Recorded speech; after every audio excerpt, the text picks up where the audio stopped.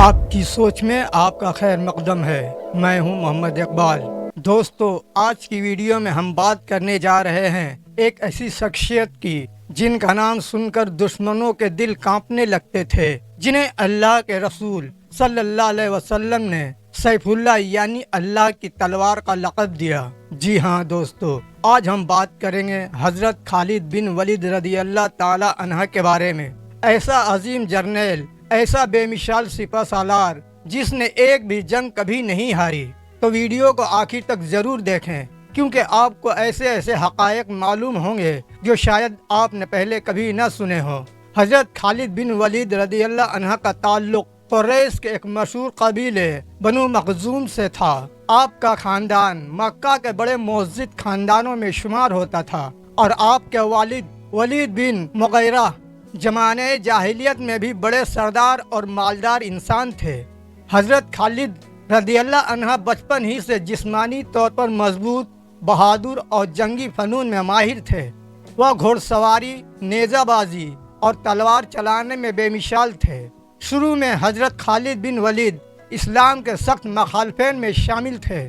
غزوہ احد میں انہوں نے مسلمانوں پر پیچھے سے حملہ کر کے وقتی شکست دی تھی، لیکن اللہ تعالیٰ نے ان کے دل کو ہدایت کی روشنی سے منور کرنا تھا۔ غزوہ حدیبیہ کے بعد خالد بن ولید کا دل بدلنے لگا۔ وہ سوچنے لگے کہ آخر یہ دین اسلام کیا ہے، اور پھر ایک دن انہوں نے فیصلہ کر لیا کہ اب وہ اسلام کے سچے سپاہی بنیں گے۔ مدینہ پہنچ کر نبی کریم صلی اللہ علیہ وسلم کے ہاتھ پر اسلام قبول کیا، اور یوں دشمن اسلام سے اسلام کے سب سے عظیم سپاہی بن گئے۔ دوستو، نبی کریم صلی اللہ علیہ وسلم نے حضرت خالد بن ولید کے اسلام لانے پر بہت خوشی کا اظہار کیا، اور فوراً انہیں اہم جنگوں میں شامل کیا۔ سب سے پہلی جنگ جس میں حضرت خالد نے شرکت کی وہ غزوہ موتا تھی۔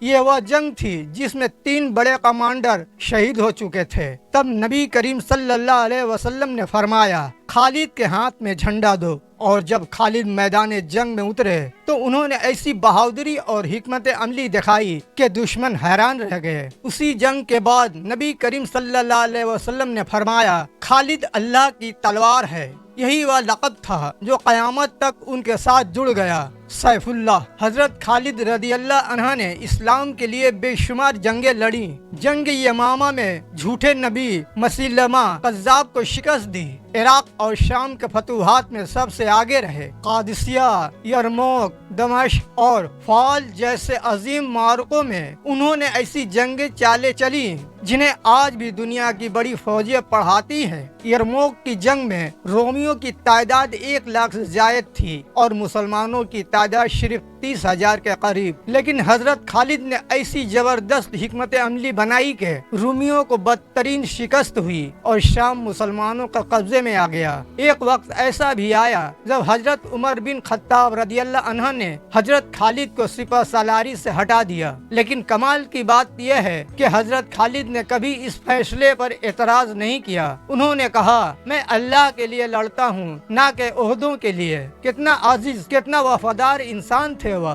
دوستو، آپ کو جان کر حیرت ہوگی کہ جس انسان نے ہزاروں جنگیں لڑی ہوں، جو پوری زندگی میدان جنگ میں گزار چکا ہو، وہ آخرکار ایک بستر پر فوت ہوا۔ حضرت خالد بن ولید کی آخری خواہش یہ تھی کہ کاش وہ شہید ہو کر مرتے، لیکن اللہ تعالیٰ نے ان کے ہاتھوں اتنی فتوحات لکھ دی کہ انہیں شہادت کی جگہ قدرتی موت دی۔ انہوں نے کہا، میں نے 100 سے زائد جنگیں لڑیں، میرے جسم پر کوئی جگہ ایسی نہیں جہاں زخم نہ ہو، لیکن آج میں بستر پر مر رہا ہوں، کاش میں شہید ہوتا۔ ان کی وفات 21 ہجری میں ہوئی۔ حضرت عمر بن خطاب رضی اللہ نے ان کی وفات پر فرمایا، عورتیں اب خالد جیسا بیٹا پیدا نہیں کریں گی۔ دوستو، حضرت خالد بن ولید رضی اللہ عنہ ہمیں یہ سکھاتے ہیں کہ اگر نیت خالص ہو تو دشمن اسلام سے بھی اسلام کا عظیم سپاہی بنا جا سکتا ہے۔ ان کی زندگی ایمان، بہادری، قربانی اور عاجزی کا ایسا مجموعہ ہے جو ہر نوجوان کے لیے مشعل راہ ہے۔ ہمیں بھی چاہیے کہ ہم اپنی زندگیوں میں